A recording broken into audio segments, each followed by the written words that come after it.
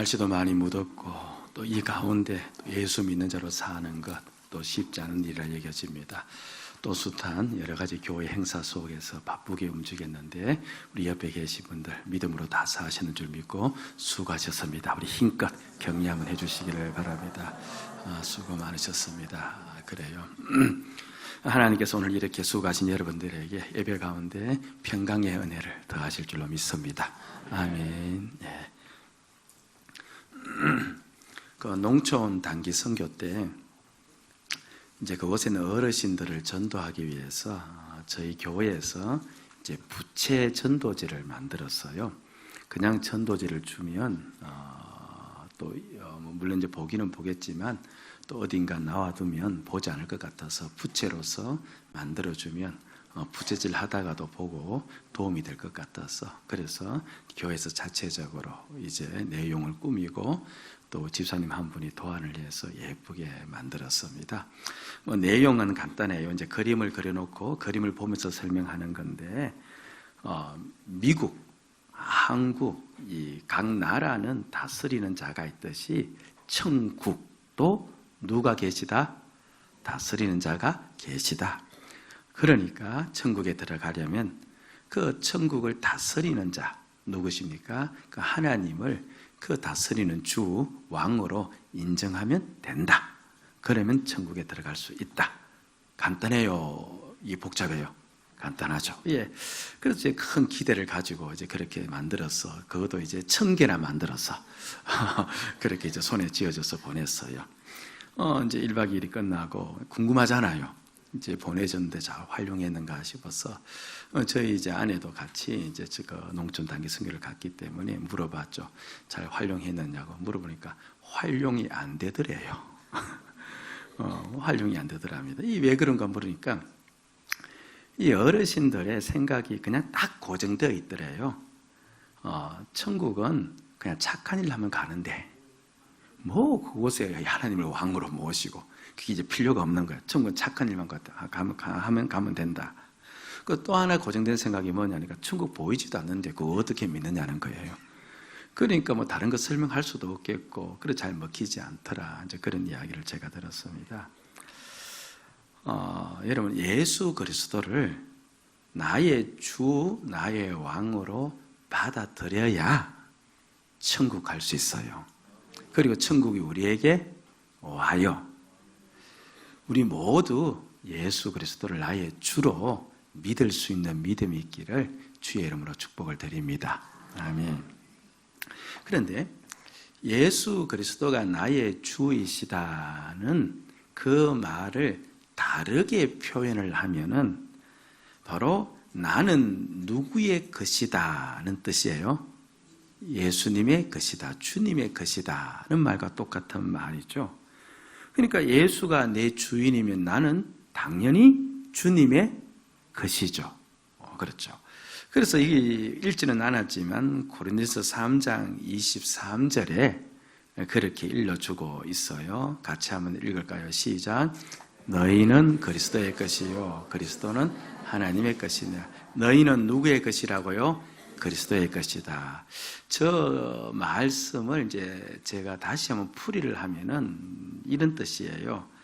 너희는 그리스도에게 속하였고 그리고 그리스도로 말미암아 너희는 하나님께 속하였다. 그런 뜻입니다. 그러니까 내가 그리스도의 것이다, 내가 예수 그리스도의 것이다 라고 인정을 하지 않으면은 나는 누구에게 속하지 않는 사람이 됩니까? 하나님에게 속하지 않는 사람이 되어져요. 그래서 저와 여러분들이 늘 신앙길을 걸으면서 좀 확인을 하셔야 됩니다. 내가 진정 주님의 것이라고 인정하며 사는가 아니면 그것을 빼놓고 사는가 늘 자신을 점검하고 확인을 하셔야 됩니다. 예. 우리들 중에서요, 내가 그의 것이라고 이제 인정을 하면 나의 모든 것이 빼앗길까라는 두려움을 또 가지고 있는 분이 혹 있을 수 있어요. 그렇지 않아요? 내가 주의 것이다 하면 주님이 그럼 나에게 다 내어놓아라. 그렇게 이야기할 것 같기도 하고, 그럼 내 것이 하나도 없어질 것 같은 그런 두려움이 우리에게도 올 수 있는데, 우리 주님께서 이 땅에 오셔서 가장 먼저 외친 말씀이 뭐냐니까, 회개하라, 무엇이 가까이 왔느니라, 천국이 가까이 왔다 하는 거예요. 회개하라는 말은 거짓말하고 도적질하고 뭐 사람 폭행하고 그 죄를 회개하라 그 말이 아니고, 죄의 본질인 너희가 자기를 주인으로 삼고 살아가는 그 삶에서 돌이켜서 예수가 너희의 주이시고 너가 예수의 것이라는 사실을 인정해라. 그러면 너희들에게 무엇이 임한다? 천국이 임한다는 것이죠. 그러니까 내가 주의 것이라고 인정하는 것, 고백하는 것, 이거 두려워할 필요가 없는 것이, 오히려 그렇게 인정하고 고백하면 무엇이 우리에게 온대요? 무엇이 우리에게 온다는 겁니까? 천국이 온다는 겁니다. 내가 주의 것이라고 인정하고 살면 우리 가정에 무엇이 임해요? 천국이 임하는 겁니다. 고린도 전서를 통해서 우리가 지금 특별히 주제를 좁혀놓았죠. 이 4장까지 읽으면서 무엇에 초점을 두고 있느냐니까 분노와 다툼에 지금 이 초점을 두고 있는 거예요. 그럼 내가 주의 것이라고 인정하며 살면은 그럼 나에게서 무엇이 사라져요? 당연히 분노가 사라지게끔 되어 있고 우리 가정에 다툼이 사라지게끔 되어 있는 겁니다. 자, 이쯤에서 또 숙제 검사해야죠. 어떻습니까? 지금 오늘이 고린도전서 12번째 이제 우리가 보는 시간인데, 가정과 그리고 나 자신에게서 좀 다툼, 분노가 많이 사라졌습니까? 저를 위로하자는 차원에서라도 대답을 좀 해주시기 바랍니다. 많이 좀 사라졌습니까? 아멘. 예, 감사드립니다. 왜 그런가? 왜 내가 주의 것이라고 인정을 하면, 그렇게 고백하며 살아가면 우리에게 천국이 임하는가? 상당히 중요한 문제예요. 바로 까닭은 주님의 것이라고 인정하는 자는 휘페르테스의 삶을 살기 때문이다는 겁니다. 자, 제가 헬라를 이야기했는데, 휘페르테스 한번 따라해 봅시다. 시작. 휘페르테스. 예. 이게 무슨 말이냐니까 보세요. 너희는 그리스도의 것이다 라고 이야기하고, 바울도 말할 필요 없이 자신은 누구의 것이라고 인정합니까? 주님의 것이라고 인정하죠. 그럼 바울은 어떻게 사느냐니까 4장 1절에 그렇게 고백하는 자는 마땅히 이렇게 산다, 우리 또한 그렇게 살았다 하면서 4장 1절 시작. 사람이 마땅히 우리를 그리스도의 일꾼이요. 자, 앞부분 보면 너희가 그리스도의 것이라고 그렇게 인정하는 자는 마땅히 어떤 자로 살아가는 거예요? 그리스도의 일꾼으로 살아간다는 겁니다. 여기서 일꾼이란 헬라어가 바로 휘페레테스라는 단어입니다.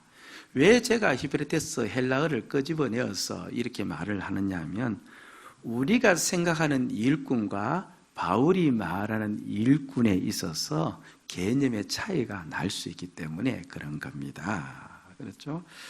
사실 국가의 이제 일꾼들이 있죠. 국가의 일꾼들 누굽니까? 정치하는 분들, 다스리는 분들이죠. 그 일꾼들로 말미암아 다툼과 분열이 일어날 수 있습니까? 없습니까? 참 많죠. 교회에서도 그렇죠. 나름 능력 있고 일을 잘하시는 일꾼들이 있어요. 그런 일꾼들로 말미암아 교회가 힘들어지고 어려워질 수도 있어요, 없어요? 교회 그냥 왔다 갔다 하시는 분이 일을 일으켜요? 열심히 일하시는 분이 일을 일으켜요? 전부 다는 아닌데, 착각하지 마세요. 그러니까 그 중에서 일을 일으키신 분이 있을 수가 있는 거죠.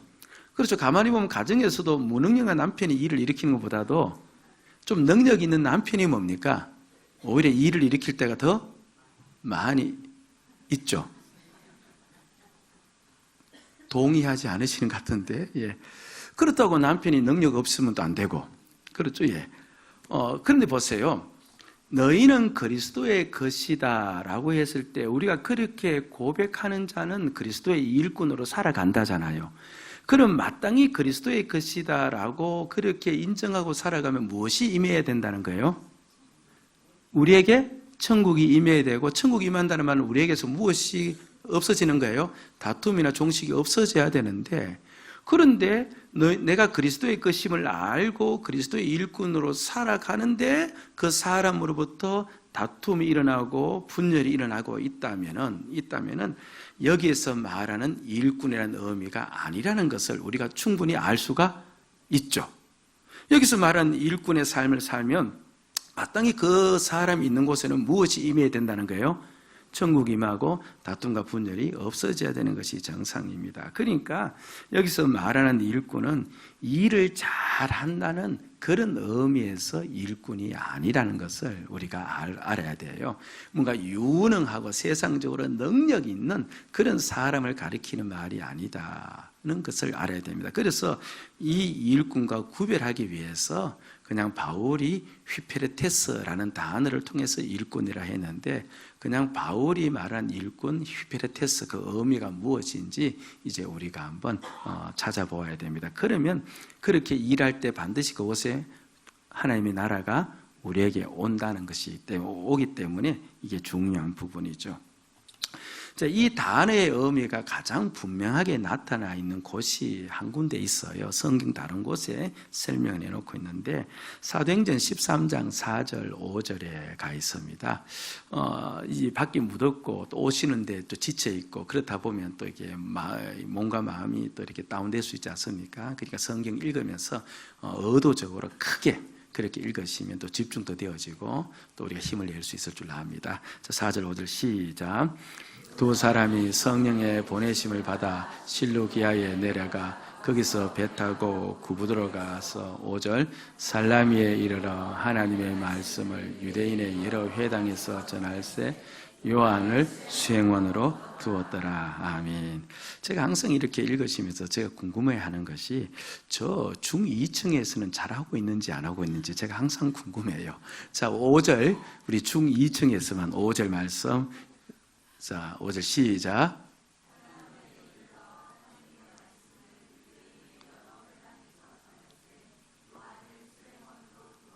아멘. 열심히 예배하고 계시네요. 예. 자, 보세요. 이제 4절 말씀 보면 두 사람이 성령의 보내심을 받아 이제 실루기아를 내려가서 배 타고 구부로 가고, 우리는 잘 모르는 지명이에요. 여하튼 두 사람이 누구냐니까 이제 바나바와 바울이라는 두 사람이에요. 이 두 사람이 이제 선교 여행을 떠나는 거예요. 선교 여행을 떠나서 이제 구브로라는 섬에 도착했는데, 그 구브로라는 섬에서 한 사람을 만나는데 그 이름이 아까 5절 말씀 보니까 누구래요? 요한이라고 이야기를 합니다. 그래서 그 요한을 자신의 수행원으로 두었다라고 이야기를 해요. 그때 수행원이라는 단어가 바로 휘페레테스, 일꾼이라는 그런 단어입니다. 저 요한은 성경 다른 곳에는 마가라고도 일컬어지고 우리에게는 마가라고 하는 것이 더 익숙해지고, 그리고 그 마가가 바로 마가복음을 쓴 바로 그 사람을 가리키는 말이에요. 그러니까 바울은 마가를 자신의 무엇으로 두었다는 거예요? 수행원으로 두었는데 그것이 일꾼의 의미의 무엇이다? 휘페레테스이다는 겁니다. 아까 일부 예배 때 이제 설교 마치고 어느 한 분이 이제 말씀을 했어요. 목사님, 설교가 귀에 속속 들어오는데요 하면서 휘휘 하면서 그 다음 잘 못해요.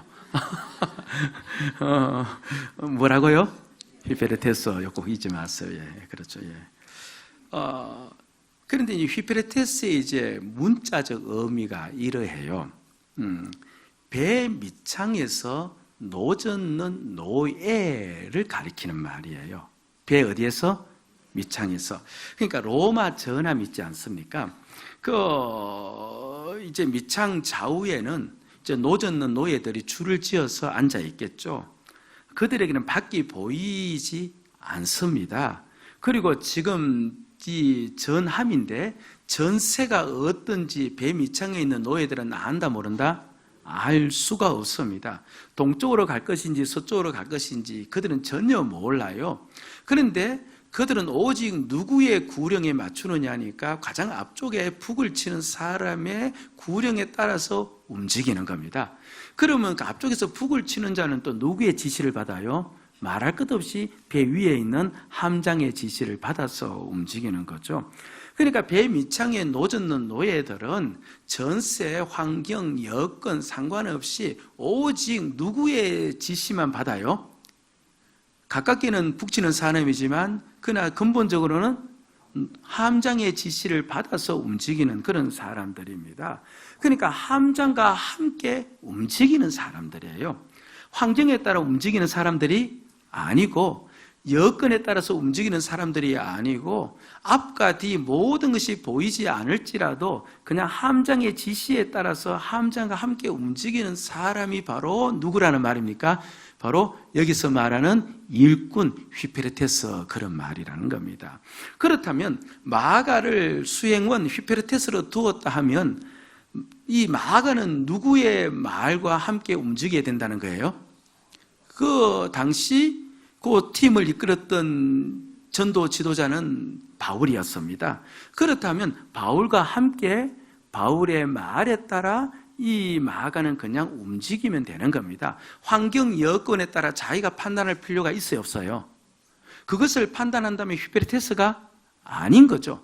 하나님은 마가를 바울의 휘페르테스로 두었다는 말은 그렇다면 이 마가는 오직 바울과 함께 바울의 지시에 따라 바울을 보면서 움직이면 자신의 사명을 다 감당하는 자가 되어집니다. 전도의 열매가 없었다, 마가의 책임이 됩니까? 안 됩니까?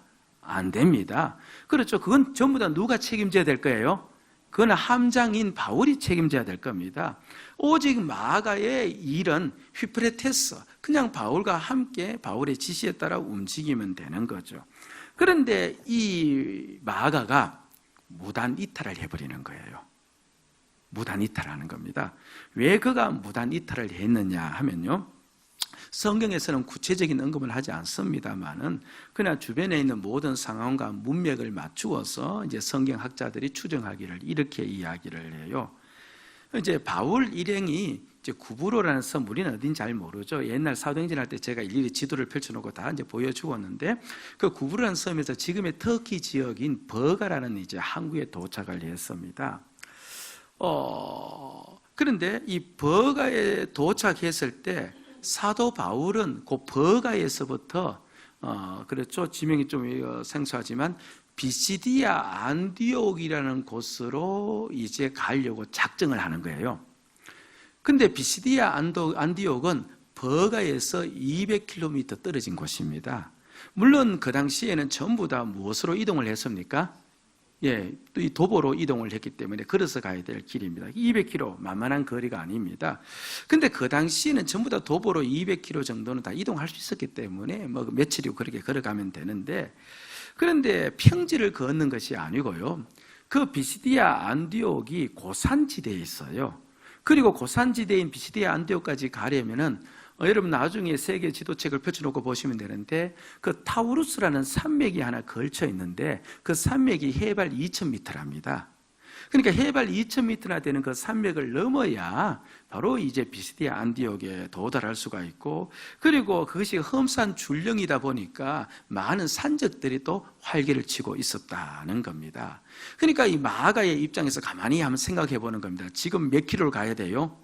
200km. 무엇을 넘어야 돼요? 2000m 넘는 험산 줄령을 넘어야 되고, 또 누가 있어요?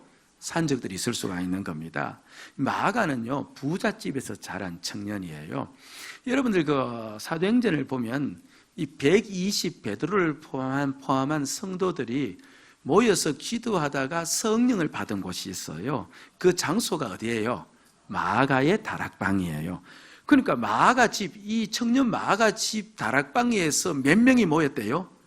120명, 그것도 어린애 120명이 아니라 장정 120명이 모여서 기대회를 열 정도로 컸다면 그 집의 규모가 어떤지 우리가 대략적으로 짐작할 수가 있습니다. 지금 우리가 살고 있는 집 중에서 120명 기대회 할 수 있는 장소가 있어요? 예, 그렇죠. 그러니까 마가는 우리의 상상을 뛰어넘는 집에서 자랐다는 것을 알 수가 있어요, 그 당시에서. 예. 그런데 바울이 비시디아 안디옥으로 왜 그렇게 고산 지역으로 선교를 가자고 했느냐 하면 그게 까닭이 있어요. 바울이 버가라는 곳에 도착을 했을 때 그만 이제 물이 달라서 풍토병에 걸려버린 겁니다. 그 당시 풍토병을 이제 낫수게 하는 방법은 이제 고대이죠. 2000년 전이니까 민간요법이지 않겠습니까? 낫수게 하는 방법은 그냥 두 가지였습니다. 빨리 어디로 돌아가면 돼요? 자기 집으로, 자기 고향으로 돌아가면 돼요. 그리고 또 한 가지 방법이 바로 고산 지역에 가면 낫는다라는 그와 이제 풍설이 있었던 겁니다. 그 버가라는 지역에서요. 여러분 혹시 바울의 고향이 어딘지 아시세요? 예루살렘이 아니고 이스라엘이 아니고 바로 다소라는 곳인데 그거는 그 버가라는 곳에서부터 멀지 않는 곳에 있어요.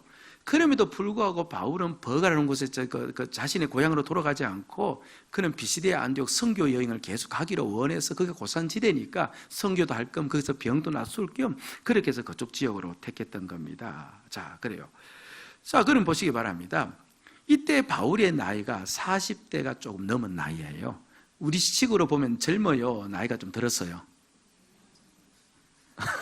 젊은 것도 아니고 나이 든 것도 아니고 하여튼 그래도 뭐 활동할 수 있는 나이인데 그 당시에는 평균 연령이 50대였어요. 그럼 평균 연령이 50대였다면 그 당시 40대 초반은 중반은 뭡니까? 초로의 늙은이란 말이에요. 그렇죠. 예. 지금 40대는 청년이라 이야기하는데 초로의 늙은입니다. 그리고 이때 이제 마가는 20대 간 넘긴 청년이었습니다.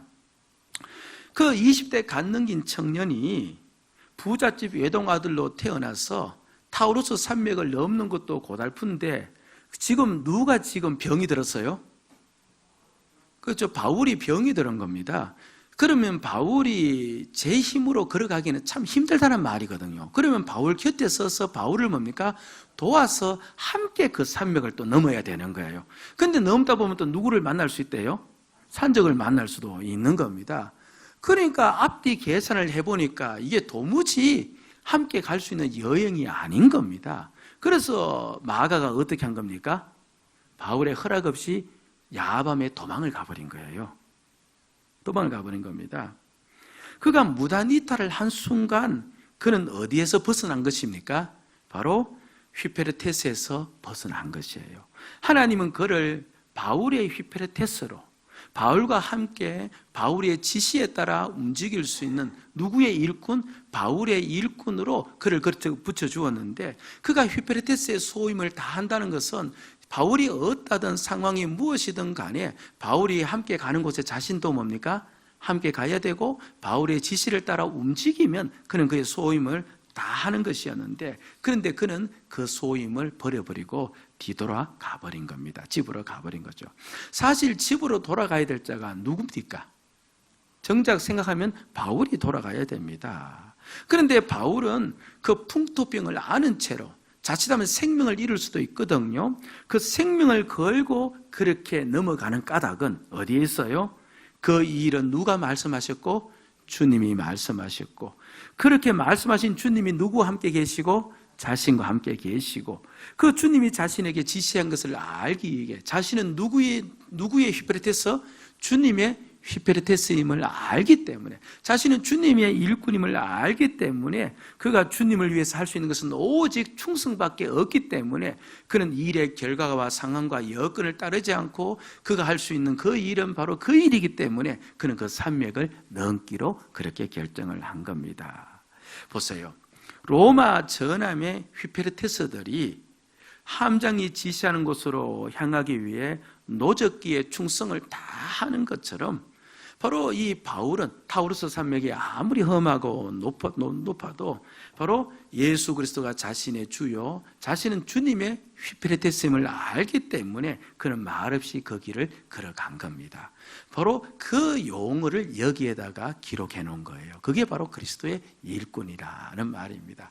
그러니까 그리스도의 일꾼이란 말은 일을 얼마나 잘하고 유능하고 능력이 있느냐, 그걸 따지는 것이 아니라 환경과 상황은 그렇죠, 다 딜하고 주님의 휘페르테스답게 오직 누구와 함께 있는 곳에, 주님과 함께 있는 곳에 자신 있고 주님의 지시를 따라 살아가는 그 자가 바로 주님의 일꾼, 주님의 휘페르테스이다 하는 것을 우리에게 보여주고 있는 겁니다. 예?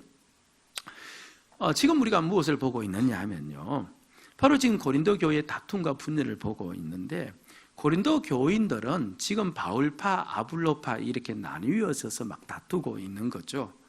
이들은 아볼로를 상당히 좋아했습니다. 우리에게는 아볼로는 사람이 누구인지 잘 모르지만 아볼로가 언변에 있어서 탁월한 사람이었어요. 고린도 교인들이 유난히 자랑하는 게 무엇이었다고 우리가 지금 듣고 있습니까? 계속해서 말의 지혜를 자랑하고 있었던 거예요.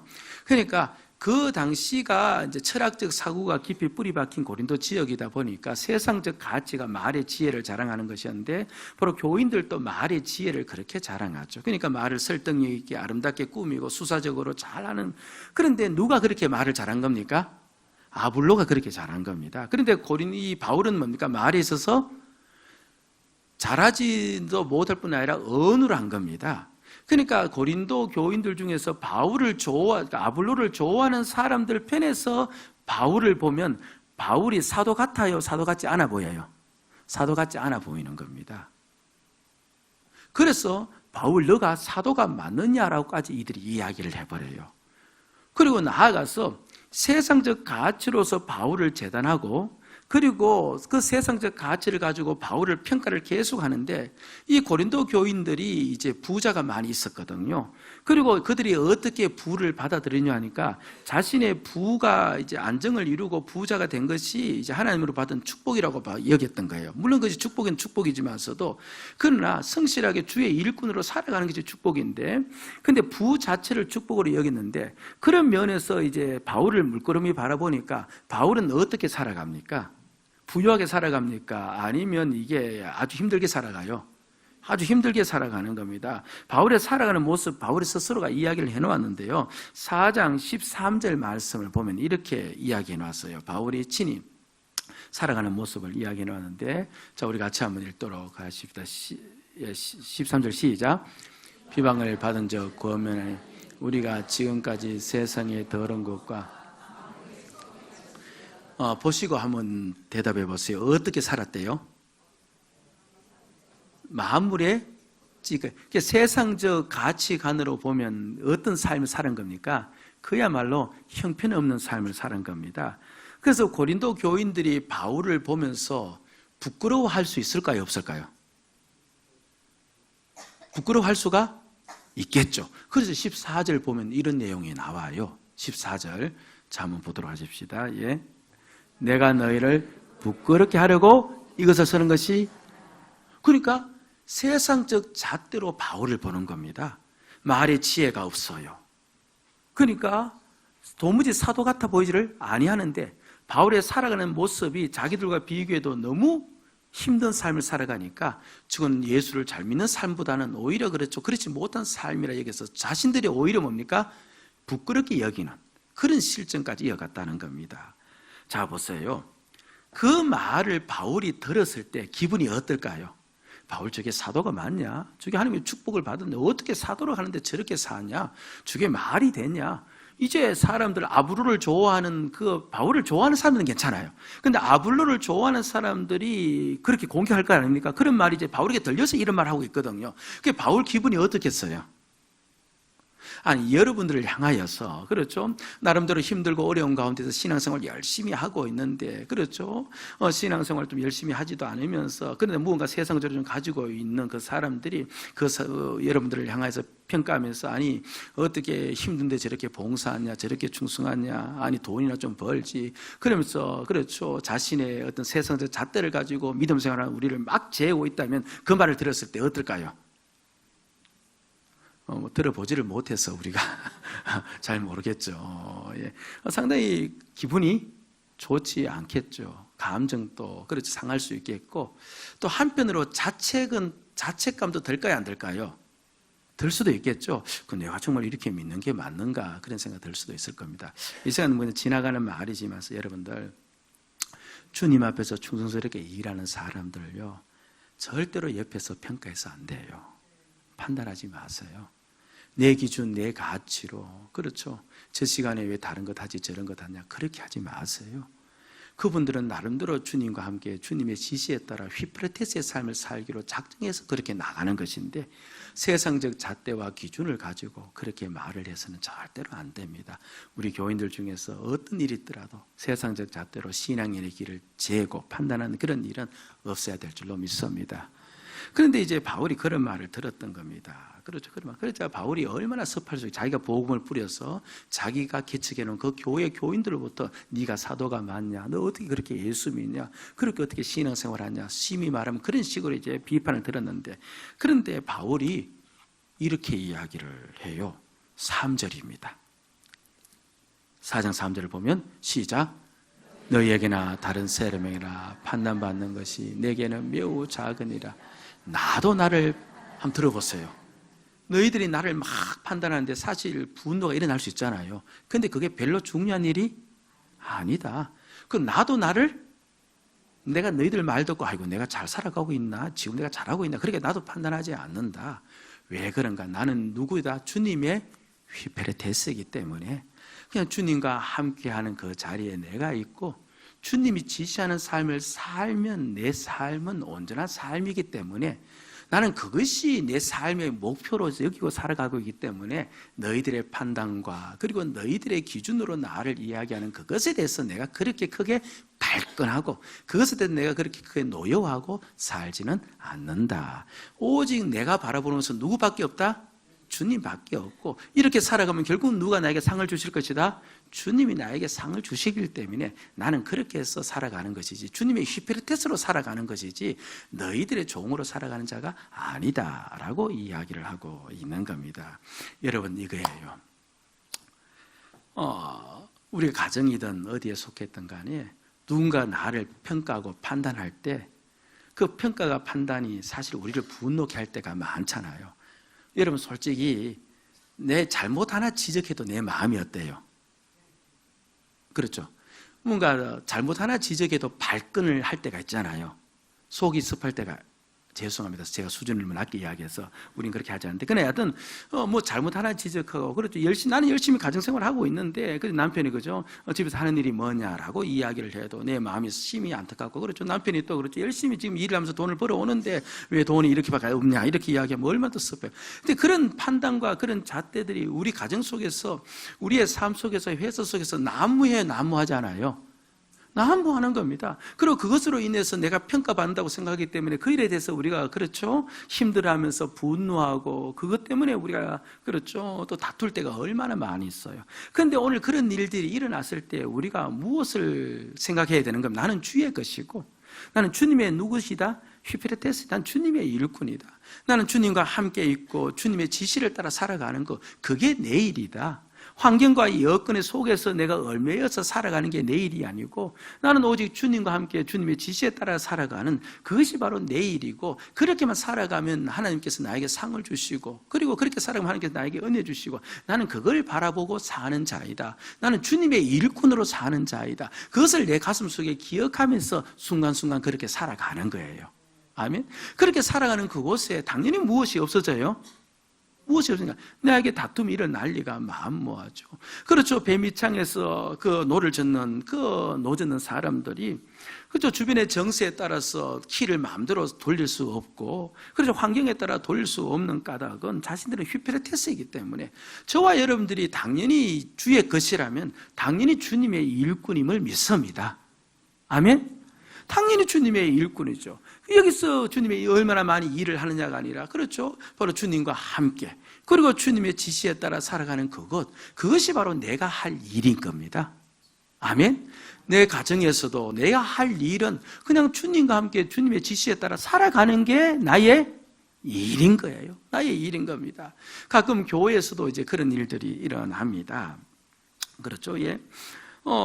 이제 여러분들이 이제 시험 드는 이제 항목이 있는데요. 이제 교회에서 일을 마땅히 하셔야 될 분들이 계세요. 계시는데, 그런데 이제 한편에서 물끄러미 바라보니까 그분이 일을 잘 하지를 않는 겁니다. 하질 않는 거야. 아이고, 저분이 저렇게 일을 해야 되는데 일을 하지 않네. 이제 그렇게 생각하면서, 그러면서 자신은 또 어떤 마음을 가져요? 그럼 나도 뭡니까? 일을 하겠다, 안 하겠다? 나도 저분도 일하지 않는데 나도 일하지 않는다. 그렇게 생각할 수도 있죠. 있겠죠. 예. 그리고 그분이 또 마땅히 일을 해야 됨에도 불구하고 일을 하지 않는데 내가 교회를 사랑하는 마음이 있으면 또 마음에 분노가 일어납니까? 일어나지 않습니까? 분노가 일어날 수도 있고 그래서 화를 막 낼 수도 있습니다. 여러분 보시기 바랍니다. 사실 그분이 일을 열심히 하나 일을 열심히 하지 않은 나하고는 상관이 있어요, 없어요?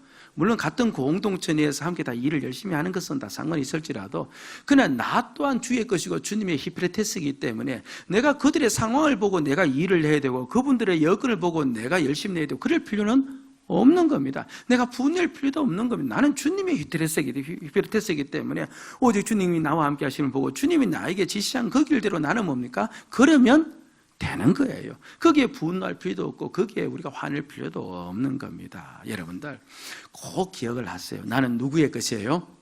주의 것이에요.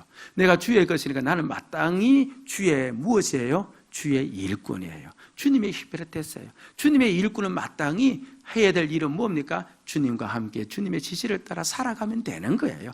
환경과 여건을 보면서 살아가는 것이 아니라 그냥 주님과 함께 살아가고 주님의 지시에 따라 살아가는 것, 그게 바로 우리의 소입니다. 그렇게 내가 오늘 한 걸음 살아가지 않습니까? 그러면 바로 내가 있는 그 자리에 누가 함께 하는 거예요? 우리 주님이 함께 하시기에 그것이 바로 뭡니까? 천국의 역사가 일어나는 거예요. 아멘. 이 논리, 이 원리를 꼭 잊지 마시고 이제 우리가 주의 것임을 기억하고 주의 일꾼으로 그렇게 살아가시는 귀한 성도의 길 걸어가실 수 있는 저와 여러분 되셔야 될 줄로 믿습니다. 아멘. 기도하십시다.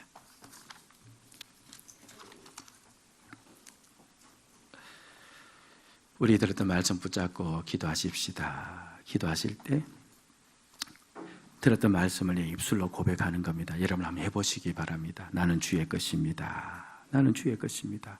그런 거로 나는 주의 일꾼입니다.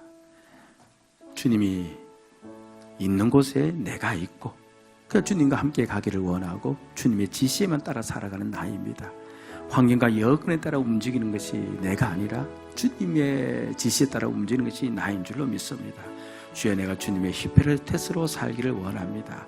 입을 열어서 작은 소리지만 한번 고백을 하시면서 기도해 보시기 바랍니다. 주님이 주시는 은혜가 이 시간 우리에게 반드시 올 것입니다. 같이 한번 기도하십시다.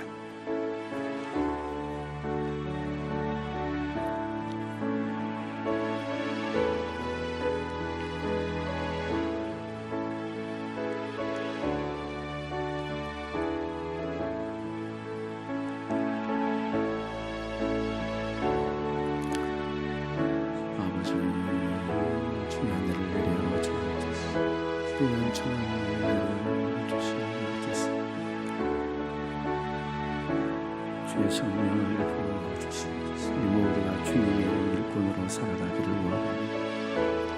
오직 주님만 바라보고 살아가기를 원합니다. 주님의 지시에 따라 살아가기를 원합니다. 환경과 여건에 따라 움직이는 자가 되지 않기를 원합니다. 주여 도와주시옵소서.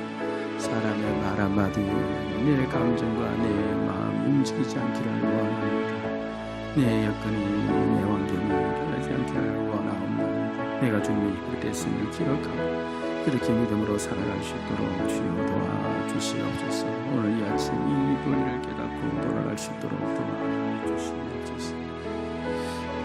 아버지 하나님, 예수님께서 우리의 죄를 대신해서 죄값으로 자신의 목숨을 십자가에서 내어놓았고 그 목숨값으로 우리를 구원해서 우리를 주의 것으로 만들었으니 이제 우리가 주님의 것임을 인정하는 삶을 살게 하여 주시옵소서. 내가 주의 것이니 당연히 주의 일꾼이 되어져야 될 텐데 주님이 계신 곳에 나도 계시고 나도 있고 주님의 지시에 따라 살아갈 수 있는 환경과 여건과 주변에 따라서 움직이는 것이 아니라 주님에 따라서만 움직일 수 있는 주님의 일꾼, 주님의 종으로서 살아갈 수 있도록 우리를 축복하여 주옵소서. 반드시 그 가정, 그 삶 속에 주님의 은혜와 평강이 내려올 줄로 믿습니다. 주님 주신 그 축복을 누리며 살아갈 수 있는 귀한 성도의 길 걷기를 원하옵고 예수님 이름으로 기도드리옵나이다. 아멘.